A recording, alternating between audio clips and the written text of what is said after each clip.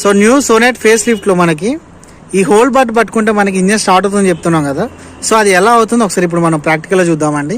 So vehicle ఇక్కడ మనకి ఇది పార్కింగ్లో ఉండాలి అండ్ ఇది వచ్చేసి హ్యాండ్ బ్రేక్ కంప్లీటెడ్గా వేసి ఉండాలి. అండ్ దాని తర్వాత మనం అన్లాక్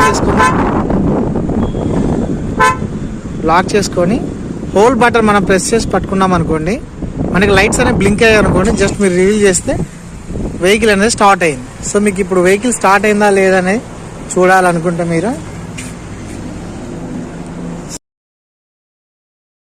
సో ఇక్కడ చూడండి మనకి వెహికల్ స్టార్ట్ అయినట్టు.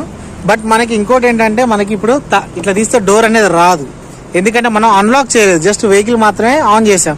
సో మళ్ళీ మనకు అన్లాక్ అవ్వాలంటే లైక్ మీరు దీన్ని ప్రెస్ చేసిన అన్లాక్ అవుతుంది, అప్పుడు మనకి ఓపెన్ అవుతుంది. సో ఇప్పుడు చూడండి, సో వెహికల్ అనేది ఆన్లోనే ఉంది. Encourage new talent, please.